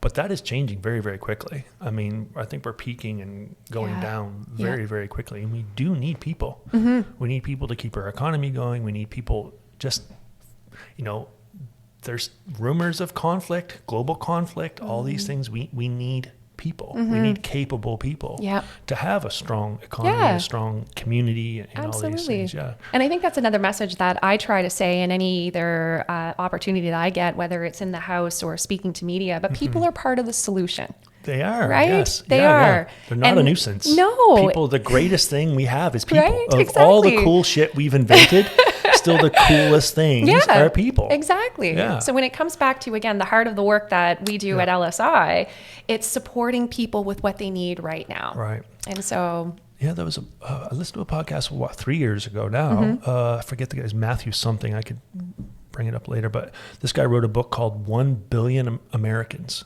He believes that he wrote this book saying that they need to shoot for 1 billion Americans because the balance of power with markets like the Chinese are such a big market that they can kind of bully big things like the NBA and Hollywood because the market is so strong. So he believes that the American market needs to get to about 1 billion people to have that strength. Wow. Right? So people are so important, right? Very, very, very important. Yeah, and I think that's, again, it's such a positive message it is. For young people to say there's opportunity here, we need you here, and we want you here, and you should stay. Yeah. Because, again, like the narrative in Nova Scotia for so long, again, what we talked about, the brain drain of you have to leave in order to be successful. But even just thinking about some of the positives that we learned and saw post-COVID, that more young people were choosing to study at post-secondary here in the province, were taking jobs and opportunities and staying in the province. And I hope that that's a trend that we're going to continue to see, because folks might have said, well, geez, I could have gone to Ontario, but no, I'm going to stay home and I'm going to study in Halifax. Like that's great. It's and great. That's going to have positive trajectory going forward. Growth too. is uncomfortable. Growth is always uncomfortable. It's if like you've change, grown a right? business or a family or anything, you know, growth is uncomfortable, but let's be grateful. It's a lot better than shrinking and dying. Exactly. And I think that, again, goes back to when you can start to see the positives and see the change. Yeah. And so, again, if it means that I take it back to healthcare, if all of a sudden there are services because there are people there to be able to provide them, then people can say, okay, I can see the benefit. I can understand it. And I think that's, again, a responsibility of government to be able to show Nova Scotians, like, we can do both of these things at the same time. We have to be responsible about how we do it in terms of how we're growing, but showing people that we're also just it's in such an interesting place as a nation and globally, because every province is also going through these growing pains as well, right? Yeah. And so I think that's where we as provinces and territories can sort of lean on each other to say, well, what are you doing in your, you know, like in your province that we could benefit from? And So that's the other immigration ministers, you guys hang out? yeah, well, I'd like to think we group kind of chat? do. We do get to sit around the federal, provincial, territorial meetings every once in a while. So what other provinces do you look at for inspiration? Yeah. Who do you lean on, if you don't mind Oh, saying? gosh, who not do you at reach all. out to when you want to? Yeah, I think there's definitely a very strong Atlantic alliance. And so when we also think about the maritime, the Atlantic region, when Nova Scotia is thriving, it benefits everyone. And so when we look to Prince Edward Island or New Brunswick, like I think there's just a strong alliance there. I like to think Nova Scotia is the cool kid in the Atlantic Canada. I think we all like to think that. I think we're that. Yeah. But I think we also have a lot to learn from, you know, Alberta and Ontario, and actually our comparative province is often Manitoba, and so they tend to be the province. What is that? Why is that? Population wise. Really? Yep. So we're right around the same population, and I mean I just personally sort of followed the Manitoba election and Wab Kinew was premier, and I just like to pay attention to what other governments are doing in terms of policy as well, and just paying attention to other provinces. But I'd say Manitoba is one that I tend to lean on to see what they're doing. That's cool. Yeah. I know it's such a hot topic now. I mean, you see everything that's going on in the UK and in America on the southern border. Like, people are worked up, and you can't blame folks for being a little bit concerned about what's going on. What's going on here, and that's why I thought it was so important to have this conversation, to get to some real facts and information. Thank you. And just try to bring some light to it, and just start the conversation. Of course. Because we're not going to answer anything here. You know, we're not going to have any big solutions that's going to fix all this stuff. But I think it's important to have these conversations. Yeah, I don't blame people for being concerned. Of course, no, and that's where again. And I think our government, in my opinion, folks, my opinion is I think that this government is doing a responsible job. Of being compassionate and trying to help, but also doing it in a responsible way. And I know conservatives are often seen as being a bit uncaring, a little bit tough. But Tim, when we'd hang out, he would remind me, progressive conservative. Exactly. Yeah. I think I had to remind myself of that too, because my older sister lives in Ontario, and of course when I told her, I said I'm going to be running, and she said, well, Dad brainwashed you. I know, right? Oh my gosh. And I could still again think of him. He's like, I'm so glad you picked the blue team. And I'm like, well, Dad, I mean, I didn't really have a choice. But it was funny though, like deep in my heart. And when I was thinking about it, because I actually had a conversation with all the parties. Gary Burrell happened to be in Digby and asked to meet with me, but it was in my capacity of when I was with Turning the Tide with Inspiring Communities. I remember telling my dad, like, so what do I do? And he said, well, go and take the meeting. He said, but you're not running. Like, you're not like this is a hard no. And I was like, okay. And Gary was so polite and lovely. And he said, well, Jill, if you ever thought about it, you would make an excellent candidate. So of course I ran home and told Dad that. And he's like, the answer's still no. And I think people misunderstand. They think that conservative, but in Nova Scotia, it's progressive conservative. Yeah, exactly. Which is different than the national conservative, right? It's true. We're two different parties. Two different parties. They should not be just lumped in indiscriminately. Yeah. And I know, like, for me personally, I am more, you probably didn't have much of a choice, grew up in a conservative household. It's true. But I do kind of lean that way, fiscally, more responsible, smaller government, kind of freedom side of things. But at the same time, I don't care about the social things.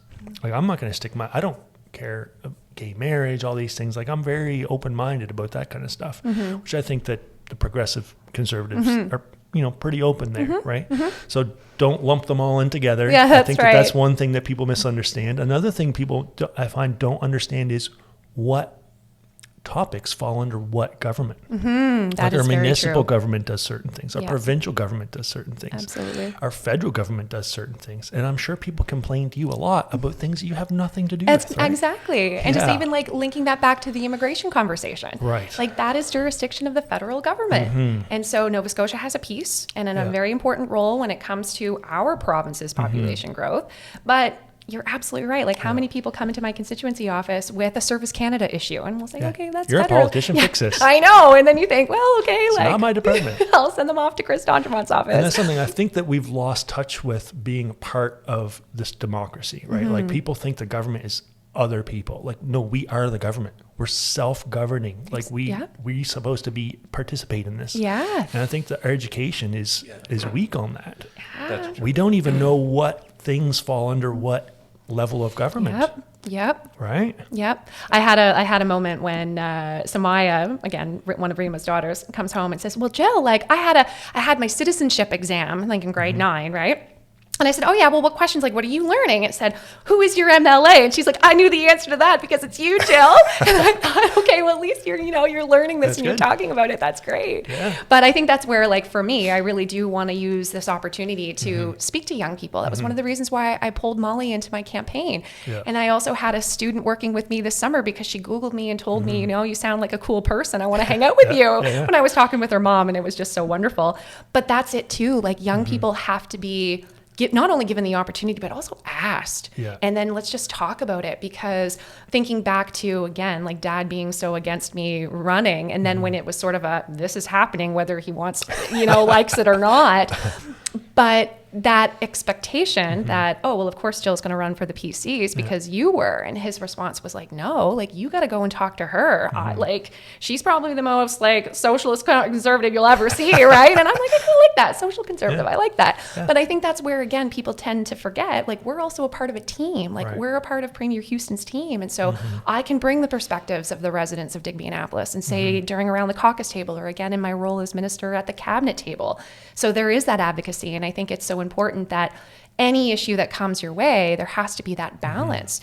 And our area is so unique for that, in that we have industry and we also have, that environmental stewardship, and there's activism and there's advocacy, and you have to find that balance all the time. People should get involved. And that's, right? You weren't hatched in a lab somewhere as a politician. No, I wasn't. You grew up as a child and went to school, and you're a human, and now you're trying to help. Yeah, right? exactly. And just like anyone else can. Yeah. And everyone else should be involved in some way. I completely agree. Because back to you can't just step back and complain. No. And that's where, again, it's like going to the doorsteps, and when people would say, well, I don't want to talk to you, I don't even vote. And I'm like, what? Yeah. Like, what do you mean you don't vote? Oh, we are all the same. And this is when I was still so green that I'm like, I'm not like anyone else. Like, you don't even know me, right? Yeah, right? And I feel like I took that personally in so many ways, but then it was also like, why is that person so disengaged? Like, that's really unfortunate. And that's it. When you cannot blame people for being discouraged. It's so true. And when it's like government after government comes in with promises and all those things, and you kind of think, how can our system be different? And it may not be directly being involved in politics. I mean, we only need so many politicians, but there are other ways to help. Like with me, like I want to give back, and Ben as well. Yeah. But then this, just doing this podcast was a way that we wanted to try and help, at least to bring, start conversations about some difficult topics, but also to bring people in that are just doing cool stuff. And I think inspiring people, like we know musicians, and we know people that start their own businesses. And there was a young man here, 23 years old, that lost 185 pounds. Like, these are inspiring stories. He just won third place in a Luke Babin. He won third place in a bodybuilding contest in Ontario for biggest transformation. Like, the people are doing cool things, and we need to highlight that. And talk about that and celebrate that. People taking risks to start their own businesses and do cool things. Sometimes, a lot of times, turning a hobby into a career. This is the way that we thought we could try and help. I think everybody should try to find something. Try to find something that that inspires Take some Panda Bears trick or treating. That's right. You never know. That's true. So not just complain about it. Actually do something. Right. That's the thing. Absolutely. You if you complain about it, you should be involved. Exactly. And it could be the strangest, weirdest thing that could actually make a big difference. It's true. In how. And how we. Because everybody has something to offer, and everybody's good at something. Do something to improve the quality of life. Around here, So how are you holding up? How are you doing? This is a very demanding job you have. It is. A lot of scrutiny. There is. Probably some criticism. Just a little bit. What do you do to, because it's something we ask a lot of guests, high performing people that have a lot of pressure and trying to do things. How do you look after yourself to keep yourself Yeah. at your best? I think in the first like year and a half, I sort of knew like everything is going to be put on pause. So fitness and running and yoga and all of those things are so important to me. And when I first moved back, I was actually teaching yoga at the Y. So that was something, again, that my dad had said to me. It's like, Sharon McAlpine is the center manager at the Y, Jill. You should go and teach yoga classes there, like while I was still in Portugal at the time, right? And so all of that was still very important to me. But So you kept that up? No, not for the did? first, not for the first year. Shame on you. I know. How did that work for you, Jill? Well, it was more like, what has happened? And I just remember, again, a conversation with Dad when I first got sworn in, and he was like, okay, your life is going to change, and this is what it's going to look like. That older, no Yeah, disrespect, no. but the older generation didn't understand a lot about self-care. No, exactly. Or, you And know, trying like to that keep your work-life sanity. balance. And Yeah. so then when I was sworn into cabinet, he said, now your life is really going to change. And it's not like, and that's the other thing too. It's like so much of it is just not like in my control, or it's just like your life is not your own anymore. And so trying to navigate that, I just gave myself permission to say, I want to do a really good job and I want to figure it out and do the best that I can. So I kind of just put things on a pause for about a year and a half. And then I realized, you know, you get to that point where you're like, okay, I need running. I need. It's not working. No, it's not. It's not working. So I got back into that. And so often like my outlet is some type of like physical activity. Yeah. But it's also just spending time with my parents. Like every Sunday would be the time that I would go have dinner with them. And it would be when Dad and I are just like, you know, catching up on everything. And my poor mom would sit there and go like, listening to the two of you. She's still human, folks. That's We right. have good news. I really We found am. a pulse. She's still human. I still am. Like I said, I didn't change. Like I didn't change at all. And I try to bring that approach to, you know, even myself as minister, like trying to, you know, connect at a human level with the folks that I'm working with. And even just thinking about somebody who's been in government and how many pieces of either legislation or those big policy things that government might do. And I had a former colleague and said to me, it's like, you might in your career in government touch like 5 different pieces of legislation, if that. I've passed 5 bills since I've been in already. I saw the list right? this morning. Yeah. And Busy. I was just like, that's incredible, you know? And when you're thinking about, again, like I had somebody in the early days, like just ask me like, what's your legacy going to be? And I'm thinking, oh my goodness, I'm just trying to survive right now. Like, Legacy. Holy smokes, you're not even 40 yet. We're talking about legacy. Shit. I took Panda Bears I know. trick-or-treating. Let just- that be my legacy. right. That would not be a bad one. no. If you're going to be remembered for something. Right? That's a good one. But I think the whole full circle actually now thinking about it, because like the Canans are citizens, so they can vote. Yeah. And so for a conversation with Aya Naham and even Rima and Shakrella, and they all were like, well, Jill, we can vote for you next time, right? And I said, yes, you better. can. I know. Remember that candy, kids? Yeah, that's Wink, right. wink. That's right. I was setting it all up. That's a good plan. Right. But no, I try. And I think now, you know, losing Dad really made me realize like that connection to family is so important. But at the same time, this experience has not only transformed my life, but it has transformed my relationship with where I'm from. And my appreciation. See it in such a different light. Right. And I just like my love for the community and for the people. And just again, like this is such a privileged opportunity that could be, it could be gone the next election. Like I'm very aware of that. It'll still be home. Yeah. And I'll still be home. And Yeah. it's like, okay, well, what's Jill going to do in the next? And I'm sure you'll still right? make a difference. I hope so. You'll do your best. Yeah. Yeah, I hope but so. it's good that you're doing a better job looking after yourself. Yes, I am. Something Ben and I both realized Very a much lot. so, yeah. Yeah. Especially when you hit 40. Okay. You'll be Then better. it's If you want those shoulders to still work, To you gotta still do work, some yeah. yoga. I've had to be very disciplined on eating properly. Yes. Yoga. Yeah. Writing, all that kind All of that, stuff. yeah. Running, don't run too much, but No. weights, all that stuff, resistance training. Like you just need it, and you need to take time Yep. to calm your nervous system. That's true. Sometimes we're just so overstimulated Yep. with social media and work Yeah. and all the demands of things, and we think Yep. that we're some kind of hero by just keep going. Yeah. But really, and we neglect sleep and all these things. Yeah. All You those things. have to take time to calm It's those true. nerves, because Yeah. I think, in my experience, when I am worn out, I lose touch with my intuition, my peace, and what kind of person are you then? That's true. What is your judgment like? Yeah. What is your relationships like?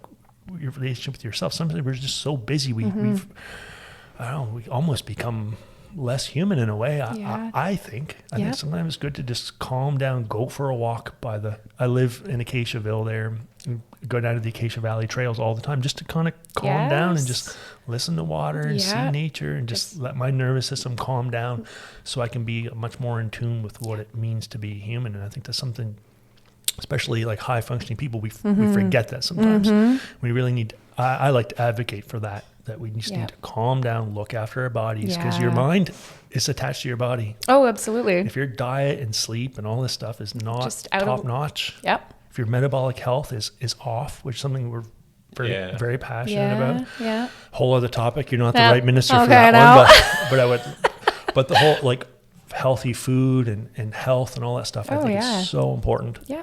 We're full of toxins, our bodies and our brains. Yeah. And it's hard to live a satisfying, peaceful life when you have all these stimulus and all these other things coming at you all the time. But I think people are turning the tide on that, though. I think so too, which is another reason why, like the direction that our province is going, when you've got remote work and other things that say like you can have that peaceful lifestyle and all the activities and all the things that you want and still have a meaningful career. It doesn't have to be one or the other again, I think that's why people are flocking here. The beaches, the hiking trails, the waterfalls, the valley, the farming, all that kind of stuff is, I think that's very appealing to people, especially during COVID when there was like this crisis, and there's food chain supply problems and all this stuff. Yep. People are attracted to that simpler way of life where they're a little more in tune with nature. Absolutely. I think that's a huge part of it. I think there's little warning bells in our brains sometimes that say, no, I think I need to be out of this city and somewhere more and when you're craving that or you know it and you have that sort of self-connection. And I mean, like I felt it like back when I decided to leave, like I always knew that travel was going to be something that I did at some point in my life. And so having the opportunity to do that in my late 20s, but it was also at a time when I was like, what am I doing? And how that whole experience like brought me back home and it's been something great. Cool about Nova Scotia. People are drinking in garages and on docks at lakes instead of big fancy nightclubs. And it's a great way of life. It's much more peaceful than it's a much more peaceful thing. Everything is just better when you're on a boat too, right? That's right. There's a lot less pretension, I think, too, which is a beautiful thing about this place. I think it's very attractive to folks. Oh, absolutely. Yeah. And like we talked about earlier, the people are pretty cool too. The people are we're the cool kids in the province, in the area, in the region. Absolutely. I think so. Sorry, New Brunswick. Yeah. Sorry. You can come visit. Yeah. We'll meet you at Pizza Corner. There you go. Yeah. Yeah. So what do you do for fun? Oh gosh. Do you have any fun? I've been trying to figure out how do I have like more fun in my life right now, and I'm very fortunate that I have really. That's so funny. You have to schedule some fun. I know. Otherwise, because 15 minutes, no less. No less. I might not be, and I try to think about like, how do my colleagues like handle this? And I mean, I'm in a different period of my life too. Oh, I know some politicians, they don't have to worry about having fun. Right. Well, there's also that. But so like for me, it's like, again, like I'm single, I don't have children. So there is this sort of natural, like I can give this everything I got because in some ways the work does fuel me. And I know that, but at the same time, you do have to have that healthy balance. Right. And honestly, when I look at the last 3 years, I've been on an incredible personal journey too. So not only losing my dad, but I was diagnosed with breast cancer back in 2021. Wow. And so that really caused me to have a whole different pause and thinking, how do I perform at my best? Young. Yeah. And so, and it was completely like unexpected with no sort of connection in my family history at all. And so again, being in my elected position and thinking, I'm now public facing, I have to share this with people because when I was undergoing my radiation treatments, I wasn't in my constituency office and I didn't want people to say, well, where's Jill? Like, why isn't she, right? Yeah. Why isn't she here? Yeah. And so I was very transparent about it. And I shared, I'm going to be away for the next like 4 to 5 weeks. And here's why. And sort of that appreciation that people had shown, and they were so kind in so many ways. Yeah. And I mean, I think this is sort of that balance in the job that sometimes you're going to get that negative comment and they came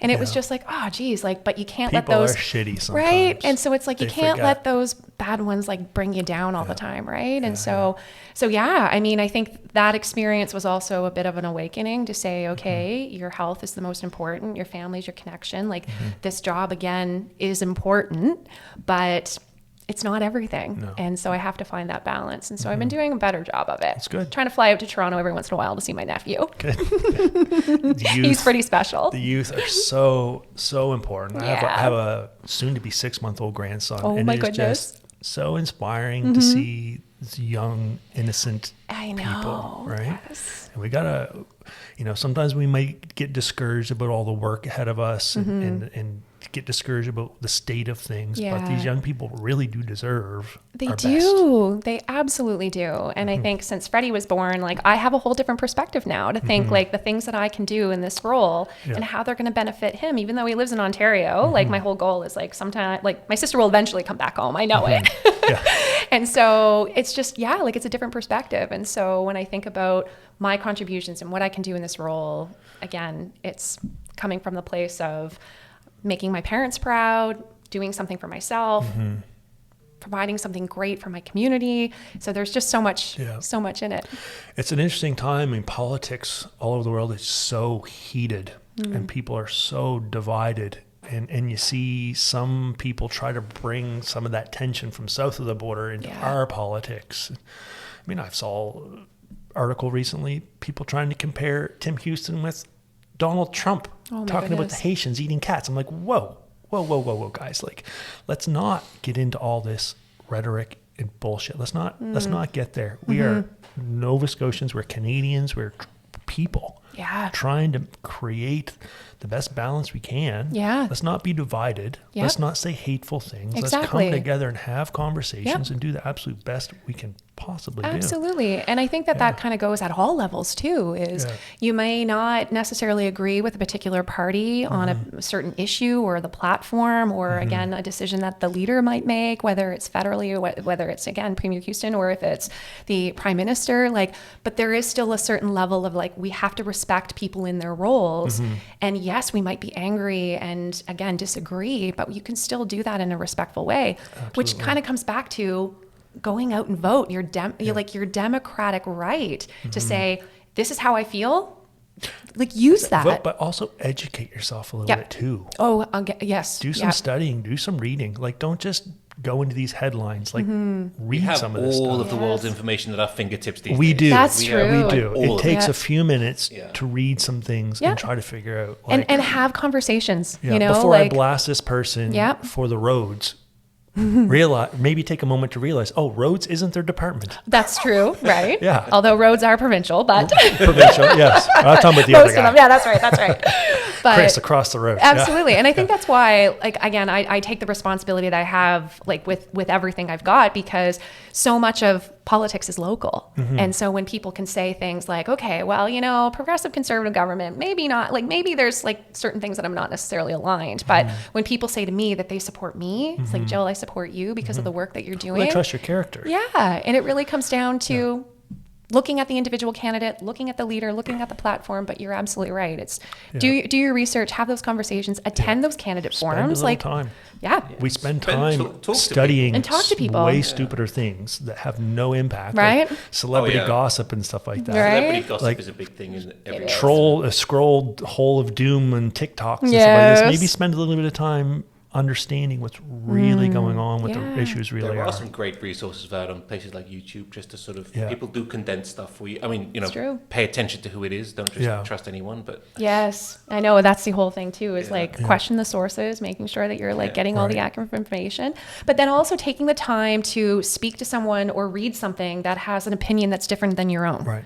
And I think that's where it's really important not to just surround yourself with everyone who's going to say yes and agree, but try to do your homework and your research to say, okay, well, if I feel this way, maybe I can be informed with a different opinion. And social media is bad for that, because social media does tend to sort of put you in the same bubble of these sort of self-confirming, making you post more. The extreme edges of both sides. Yeah.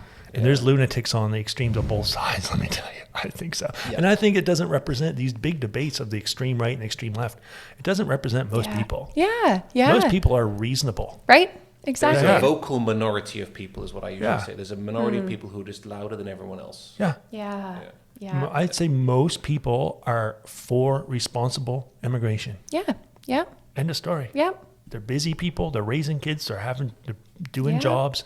You know, they're great, reasonable people, and, and they want to be able to go to Tim Hortons and get their coffee in the morning and get their groceries and not overpay for stuff and not have to worry about holes in the road too much. That's right. And they're probably pleased that their children are going to school in a more multicultural classroom than they were. Yes. You know what I mean? Right. Like there's a lot of benefits to this. There absolutely is. But it's, again, not getting tied up into the negativity and what we're being challenged, like, again, on the global scale. But I think that's, again, when it comes back to the role that government has and the responsibility, it's being transparent and being forward and being upright, you know, with Nova Scotians and saying, like, yes, we are in a housing crisis and here's what we can do about it.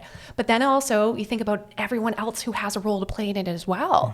So mobilizing the private sector. And that's, again, back to that sort of complex issues that we're in. Again, it takes everybody to sit around the table and say, we've got this, we can figure this out. There's things that any of us can do. I mean, there's things like if you're a retired or semi-retired person and you've still got your physical strength and some skills, build a house, sell yours, build another house, build a granny suite, rent it. You know, there's things that we can do. There's things that people can do to contribute. It's true. There really are. Yep. Yeah, but that goes back to have the conversations, ask the questions, and be curious. Yeah. And be grateful that people are coming here rather than fleeing. Right.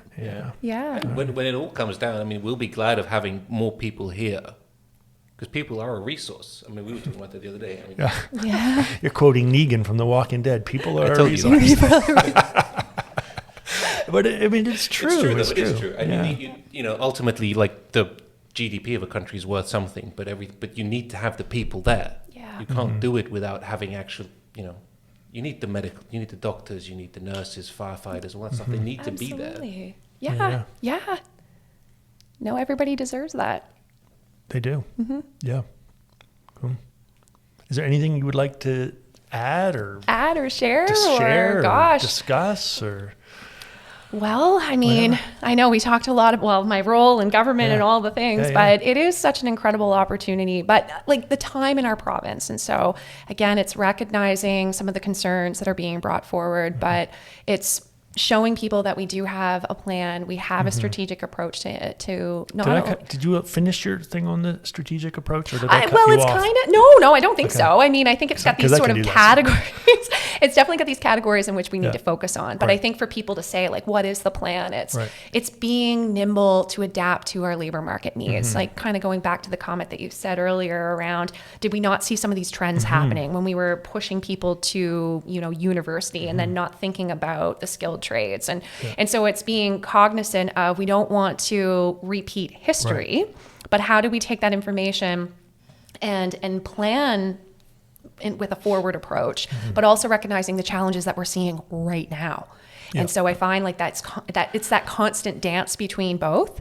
But again, it's just showing Nova Scotians that we are doing both and we can do both, and giving everybody an opportunity to see what their contribution to the solution could look like. And there's going to be growing pains. Well, and that's it. Going to be growing pains, folks. Yeah. I mean, I'm almost 6'6". I know growing pains. Right? Yeah. I remember a doctor once, he was like 5'2". He said, "There's no such thing as growing pains." I said, "Maybe for you, buddy." But But oh gosh. He was. Yeah. But that's, I think, something that we don't always. I had no idea that the population was like 1.6 million. Yeah. Last time I checked, it was like 1.2. Yeah. That's When huge. that checks out, I mean, it does feel busier. So there you go. It goes back to, like I said, my dad and the traffic in Digby. But a little bit of patience. I mean, it's amazing that we have kept things rolling as well as we have. Yes. Considering all that growth. Yep. That is a lot. And that's where, again, like, we have the ability to work with the federal government. Like, we have a responsibility that when we're seeing an influx, like, if we have to either pause processing or reallocate to a priority sector, like, that's the things that my department can do. Right. And that's what we are focused on. It's like, okay, right now, healthcare, construction, skilled trades, that's what we need. Because then you can link it directly to, we are working to improve the healthcare system for folks. That means having a workforce who is happy and connected and feeling that they're providing something meaningful for not only themselves, but their family and in their workplace, of course. And that goes to then we have to build more housing. We have to make sure that we have the people to be able to do that. Yeah. And then again, it's taking that perspective of, well, if the workforce is here in Nova Scotia, or if there are, like thinking back to the young man that you were talking about earlier of, if I don't have either the self-esteem or it's like what's holding me back, it's like it's digging into that to say, okay, we have a workforce who's not attached. What can we do? We need these young men. Exactly. We really do. And I think they need that sense of satisfaction and accomplishment to contribute. That's right. They really do. And they need people to mentor them as well, to show that example. And if they can be patted on the back and called heroes for carrying shingles and sheets of plywood to build homes, right? Then why not do that? Then why not? And have that satisfaction at the end of the day, like, this is what I did today. Like, look at what I achieved. There's nothing more satisfying than building. It's a cool thing. You know what I mean? You could be in some office somewhere, you're stamping papers, whatever. Right. You know, but when you start the day when there's no wall, and at the end of the day there's a wall, that's a pretty satisfying thing. It's so true. I used to always think about that and like compare it, because my work experience has never been, here's that tangible, like very specific thing that you either built or made. We have 5 bills, right? Yeah, well, that's true. They're on the Wikipedia. There we go. But I've often thought about that, and again, like in community work, it's often feel good work. And so how do you gauge the success of what you're doing? It's like, it's how people are feeling. And I think about that in my role now as minister and of course in my role as MLA, when I think about the community and the impact that I want to have there. It's like, how do people feel about their community, about their experience, about both themselves? Because it's, it can very well be, you can't measure it exactly. Yeah, we do need to mobilize people and encourage people and get people engaged and active and feeling like they're contributing to things. Yeah, there's what's more of a good feel-good feeling than when you can help build someone's home and that first winter storm hits, they're inside cozy. You know what I mean? Yeah, and exactly. Have that kind of satisfaction. That's significant. Or have just arrived and they're going to see snow for the first time, right? It's pretty cool. Yeah, it is pretty cool. It is.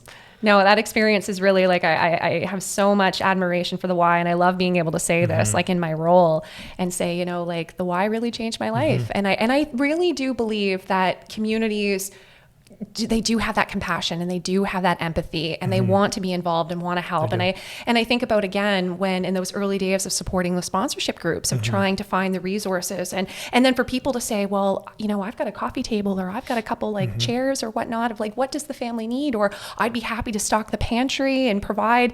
And I think that compassion can be served in so many ways in the community, when we're also thinking about homelessness and housing and all the other things. Like, people are just wanting to give. And so it's finding a way to champion and harness that. And I do think that that's Atlantic Canadians' nature, is to give and be hospitable. And I am concerned about the media, because you see the media is taking these extremes, and the media is highlighting a lot of these things that you see with immigration and stuff like that.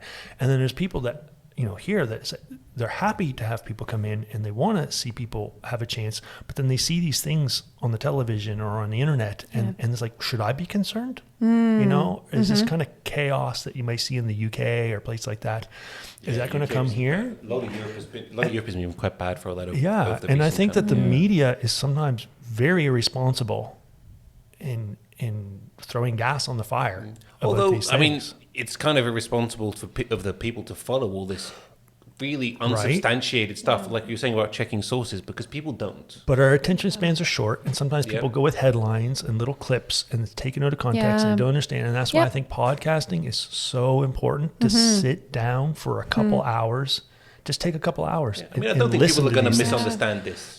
I hope no, if they'll take the time. If they take the time. If they take the time. But these headlines and these, the things on Twitter and Facebook and all these things, out of context, it doesn't give the big picture, and it's fear, a lot of fear. It is fear, and I think it can go against people's nature, where they want to be hospitable and give. But we're all creatures that fear for ourselves and fear of change. Well. Like, immigration is seen as change, right? It is seen as change. And it is very natural for people to be a little bit timid of things that they don't understand. Yeah, of course. There's nothing wrong with being cautious about something, but there's also there is a difference between that and like the other extreme, like we're talking about with a lot of what's been happening in Europe, actually. that's part of the reason I think the whole Brexit thing happened. I'm fairly certain that is the knee-jerk reaction that people had to England, to the UK leaving Europe. Yeah. Which is actually, I think that was the wrong reason to do it. I've had the awesome opportunity to get to know recent immigrants, like to really get to know them, work with them and stuff like that.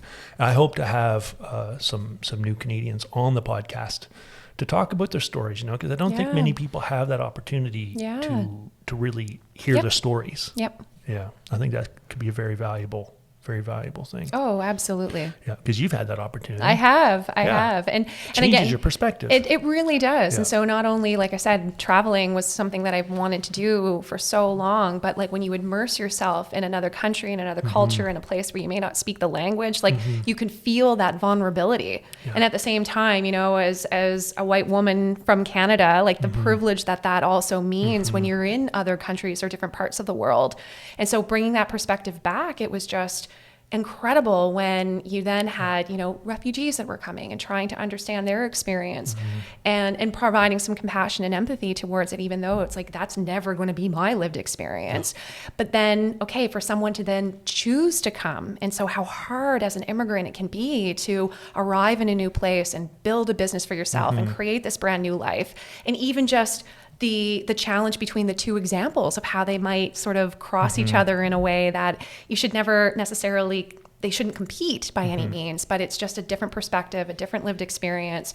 And then of course, for Nova Scotians, if they're concerned about like that losing of identity, and no, it's just going to make our province stronger. Our identity has always evolved and changed. It has. And I think again, as Canada becoming such a multicultural nation, but we all know what it means to be Canadian too, right? So we share that sort of experience. We do, but that's a changing definition. And that's true too, yes. Us white folks haven't been here that long. That's absolutely, we're all yes. immigrants. Yeah. My gosh. And then you have to think about, First Nation experience and African Nova Scotian experience here. And it's interesting because even working with newcomers of how important that was to also learn, like I'm arriving as a newcomer. So there is a history in this province that I need to learn about so that I can respect and appreciate, someone else's lived experience than my own. And I think that's such an important lesson for all of us as Nova Scotians is to make sure that we're appreciative of our history. History is so important. So important. We had a recent guest on, Brenda Thompson. Are you familiar with her? She wrote the book about the poorhouses. There was a chapter in there about, during the American Revolution when a lot of the Black Loyalists came to Nova Scotia. I mean, they would have been immigrating to Nova Scotia, right? Yeah. Escaping slavery and all this, and we're welcoming them in. And then they weren't here very long, and that volcano in Indonesia went off. I think it was at 1815. Wow. And it was the year without a summer. So the crops fail all over the place. And all of a sudden, Nova Scotia is in a desperate situation. We don't have enough crops or food to sustain our population. So here we're bringing people in, claiming we're going to look after them, help them along, and we're already tight on resources. So at the time, they were suggesting some of these Black Loyalists to go back to slavery. Right. Our Nova Scotia government was. And even pack some up on ships and send them to Sierra Leone. Right.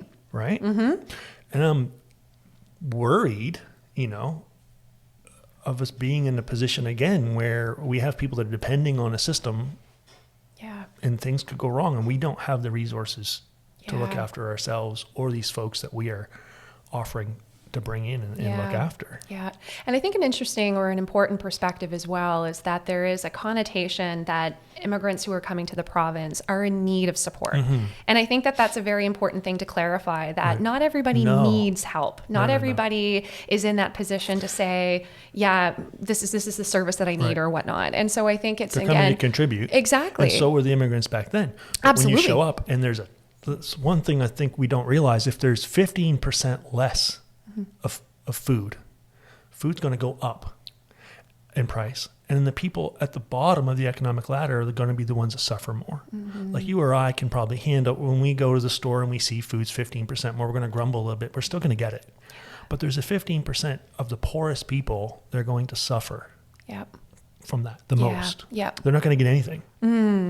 Yeah. So the food security and our resources and our housing and all these things, they aren't unlimited supplies. It's true. They really aren't. And it feels like, again, on a global context or even just nationally and even here at home, like all of those are kind of coming to a point all together. And then you add the cost of living on top of that. So it's just, again, like people are just feeling it in every way.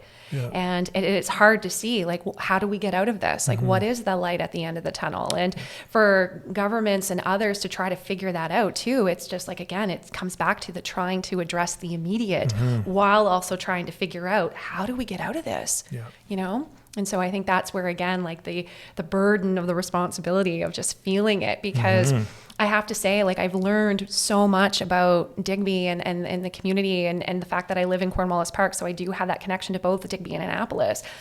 But for folks that come in through to the MLA office, like often they are at a very, hard point in their life or they're coming in not at their best. And so being prepared to brace, like, okay, what is it that we can do to help you right now?